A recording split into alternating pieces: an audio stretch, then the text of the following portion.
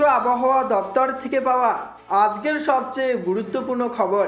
এই শীতের মধ্যে আবারও ঝড় বৃষ্টির পূর্বাভাস। বঙ্গোপসাগরে ফের ঘূর্ণাবর্তের ভ্রুকুটি, রয়েছে কুয়াশার সতর্ক বার্তা, এমনটাই জানাচ্ছেন আবহাওয়া অধিদপ্তর।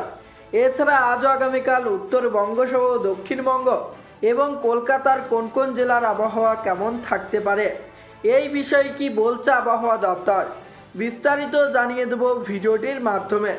বিস্তারিত জানতে হলে অবশ্যই ভিডিওটিকে শেষ পর্যন্ত দেখবেন, আর ভিডিওটি ভালো লাগলে একটি লাইক করবেন।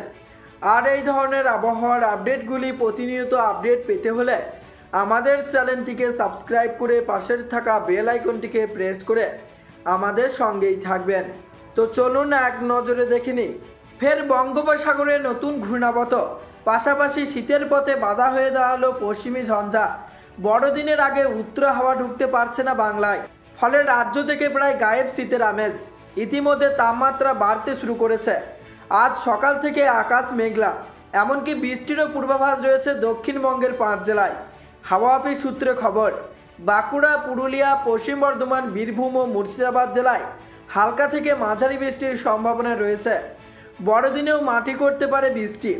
আলিপুর আবহাওয়া অফিস সূত্রে খবর, আজ কলকাতা সহ দক্ষিণবঙ্গের বিস্তীর্ণ এলাকায় মেঘলা আবহাওয়া বজায় থাকবে, তবে কলকাতায় বৃষ্টি হবে কিনা তা এখনও নিশ্চিত নয়। অন্যদিকে আগামী 48 ঘন্টায় সিকিমেও বৃষ্টি ও তুষারপাত হওয়ার সম্ভাবনা রয়েছে।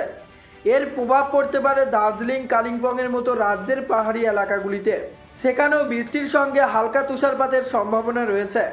এবছরের বাকি কটা দিনে বাংলায় আর জাঁকিয়ে শীত পড়ার কোনো পূর্বাভাস নেই। বর্ষবরণ পর্যন্ত আগামী কয়েকদিন এরকমই খানিকটা কুয়াশা, খানিকটা মেঘলা আবহাওয়া থাকবে দক্ষিণবঙ্গে। আজ কলকাতায় সর্বনিম্ন তাপমাত্রা থাকবে 17 থেকে 18 ডিগ্রির মধ্যে। বেলা বাড়ার সাথে সাথে তাপমাত্রাও বাড়তে থাকবে বলে খবর। তো বন্ধুরা, এই ছিল আবহাওয়া দপ্তর থেকে পাওয়া লেটেস্ট আপডেট। তো আজকে এখানেই বিদায় নিচ্ছি, আবারও দেখা হচ্ছে পরবর্তী কোনো লেটেস্ট আপডেটের সাথে।